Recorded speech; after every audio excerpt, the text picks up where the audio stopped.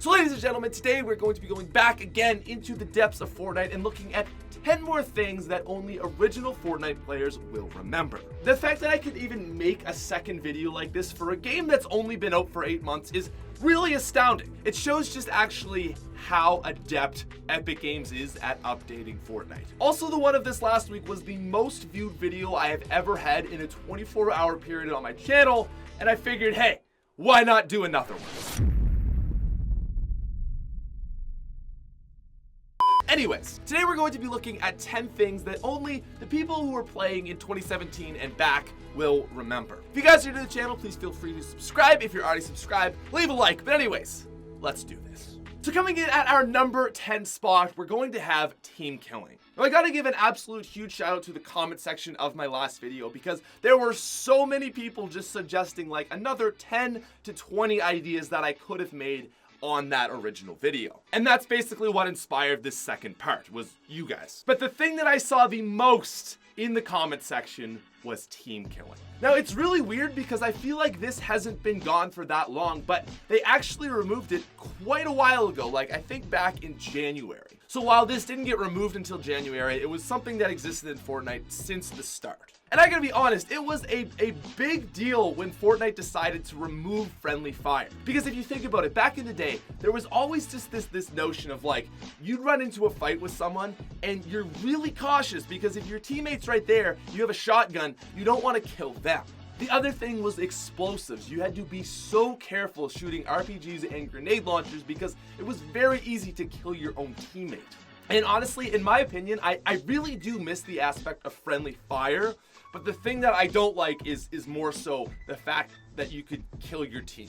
What I mean by that is I like that there was an aspect of you had to be careful around your teammates, but I hated the fact that you could get into a game of randoms and just they would actually intentionally team kill you. It was funny and actually added a nice challenge with a cohesive team, but sometimes you just get dickheads in your lobby who would kill you and you'd be like, oh, okay, yeah, sure, I'll just go to another lobby then. Anyways, I think it was a good decision that they took it out, but I'm still sad. Moving down to our number 9 spot, this was actually just a difference in the map. So back in the really old days of Fortnite, we had the OG map, we all know that, but more importantly, okay, there were a lot of places on our map that weren't even named. So for example, Salty Springs, Tomato Town, and Dusty Depot never actually had concrete names. They were literally just places you could drop. And honestly, I don't even know what people called them back in the day, but kind of a fun fact. Now moving down to our number 8 map. It's pretty basic, but it's the old map. Now I know this is gonna come as a huge shock to anyone that hasn't been playing, actually I guess since January, but yeah, there actually used to be a different Fortnite map. Well, what I should say, it wasn't a different Fortnite map, but you know, we didn't have like 10 places in the game. So back before the big map update of Fortnite, there was no Tilted Towers, Junk Junction, Haunted Hills, Snobby Shores, or Shifty Shafts. Furthermore, places like the abandoned houses, the motel, the chair place, the bigger factory, these were all locations that were also not in the map. I feel like it's something that most of you guys remember, but a lot of people wanted me to put this in the list, so there you go. Are you happy? Moving down to our number 7 spot, we have the biggest change that has pretty much ever happened to Fortnite. Now this is gonna come as a huge shock to you guys, but prepare yourself. Back in the day of old Fortnite, pickaxes did 11 damage instead of 10. I know, it was a different world back then. Times were crazy, but I promise this is true. I'm obviously just kidding. I don't know, it was such a small thing that they changed. I don't know why it was ever 11. I don't know why they bothered to change it. It literally does nothing to change your game. You still have to hit someone 10 times to kill them. Moving down to our number 6 spot, ladies and gentlemen, we have no turbo building. So for those of you that aren't savvy with the names, turbo building is basically the new update that they put into Fortnite where if you use your last wood, you will basically just automatically switch over to brick or metal depending on what you have. With this feature, you don't have to manually change your slots, and this is actually really sped up building. I felt like it was right around this time where everybody just started becoming the double ramp player and just, I don't know, it was a lot, but at the end of the day, I mean, turbo building has changed the game quite a bit.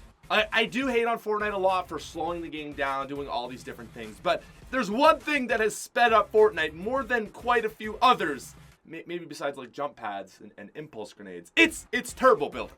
Moving down to our number 5 spot, ladies and gentlemen, we have Revolvers. Now again, this is just another one of those very small things that it's just weird. These little changes they make to Fortnite, but this is Revolvers. More specifically, when we're talking Revolvers, we're talking ammo, because back in the day, Revolvers actually took light bullets and not medium. Another small fact, but yeah. Wow. Okay, now moving down to our number 4 spot, ladies and gentlemen, we have landing locations. So with the old map, you know, there weren't places like Tilted and all these different areas to drop. This actually made Fortnite a very different game, and I think people forget this a lot. Because back in the day, the left side of the map was pretty dead. You basically had Greasy Grove and Pleasant Park, and that was it. Everything else was on the other side of the map. I mean, you had Retail, the Factory, Dusty, and Salty Springs all in this like one little tiny conglomerate. And because of that, I feel like this drew more people to the east coast of the map than the west, where I would argue now the west is usually more populated in a normal game. But back in the day, this was not the case, and there was actually a spot, you may know it, I still like to drop there once in a while. It's the YouTuber spot. The streamer spot, whatever you want to call it, this was the place that literally anyone that was streaming in September, October, November went. Every single game.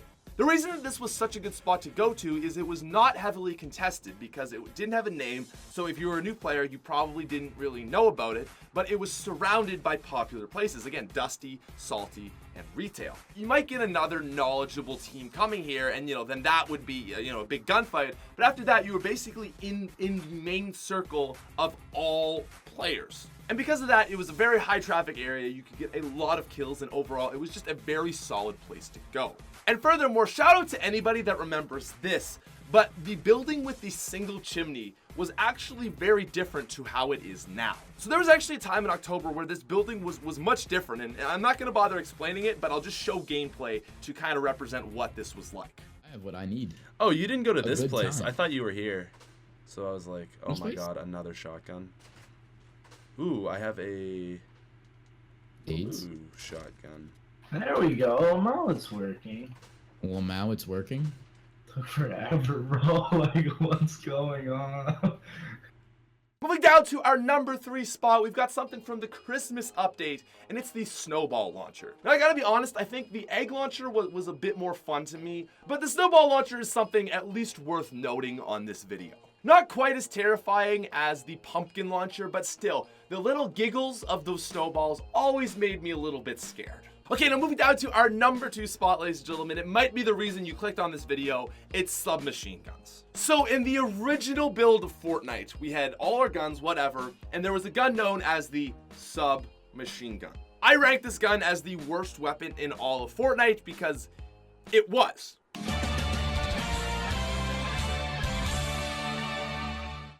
About a month later, Fortnite then actually added in what is the tactical submachine gun, but even the tactical submachine gun is not how you know it as to be today. And then in November, they added in a silenced submachine gun. So the silence is still in the game, it really hasn't changed, it is what it is. But basically, there was a huge change with the normal submachine gun and the TAC. So the submachine gun and the tactical submachine gun, they existed at the same time, and they actually had very different stats. The TAC was not like it is today. The tactical SMG was the slower shooting, higher damage SMG, and the normal just straight up SMG was really fast shooting, but it only did like 11 to 14 damage. And basically the ultimate problem with this was that the normal SMG was poop, and the tactical SMG was even more poop. So basically what Epic Games did though is they removed the SMG because it was poop, and they buffed the tactical SMG. They made the SMG keep the damage that it does, but they gave it the fire rate of the original SMG. So this way, it shoots really fast and it does quite a bit of damage. And now today, the TAC SMG is actually really good.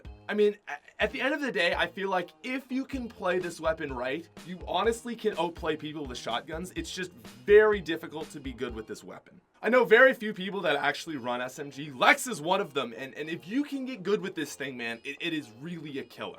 But that being said, the original TAC SMG and the SMG were both absolute balls. Now, there were so many people that actually commented on the last video, I thought I'd throw in a few honorable mentions. So the first and most obvious one is going to be double pumping. This actually didn't really get removed till February, so I didn't want to put it on the main list, but obviously double pumping was a staple of Fortnite, and I thought it was important to include. Old menu music was another thing that, again, it's a season 3 exclusive, where when we got the new season, they actually put in like the more space, like open, uplifting sort of music. You know what the main menu music is right now. Well, it used to be different. It's literally what every single one of my videos starts with. Oh, and last but not least, this is something that does go a little bit back, was the button layout for controllers. So obviously PC just has a huge advantage over console players just with keyboard and mouse. But the really interesting thing is, back in like October, it was so much more difficult to build than it is now. Epic has actually done 2 major updates to the building process, and I gotta say, I never play console anymore because I'm trash. But that being said, it is much easier to build now on a controller than it used to be. Anyways though, let's get down to our number 1 spot. Battle Royale didn't exist. So yeah, okay, this was the number 1 thing everybody commented on my last video about. The basic argument was, if you were a true OG player of Fortnite, you played PvE, because this actually came out, I think it was about July maybe?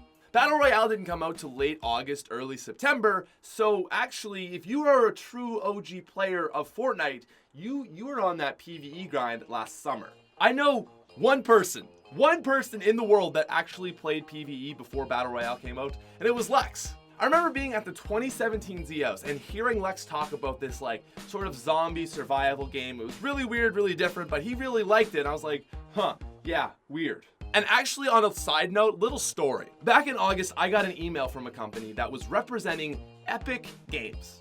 Now, I had heard of Epic Games before, but I had never heard of this new game that they released called Fortnite. They hit me up and they were like, hey, we would really like you to promote the Battle Royale part of our game. And I was like, dude, this is such a ripoff of H1 and PUBG. Like, no way would I promote this game. Because I'm just going to look like I'm promoting some crappy ripoff with, oh, wait, I've never done that. I just really didn't feel good about promoting this game because to me, again, it really felt like just this PUBG ripoff. And I chose not to promote the game that was known as Fortnite. And I turn down promotions for video games all the time. But, like, this was the one that just came back to bite me in the ass. Could have been promoting Fortnite in August, and instead, here I am making trash content about it in April. Anyways, guys, I'm just messing around, but it is a true story. Thank you very much for watching. If you're new to the channel, please feel free to subscribe. If you're already subscribed, leave a like, comment down below anything else I probably missed, because there's so many Fortnite updates that, I mean, like, what isn't OG anymore? But anyways, that's it. That's the video. I'll talk to you later. Peace out, you frickin' nerds.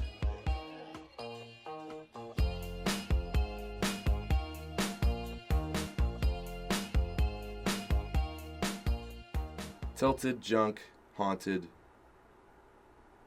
I don't even know the Fortnite map. I'm a scrub. Roman, I think this is TheSmithPlays exposed right now. Doesn't even know the Fortnite map.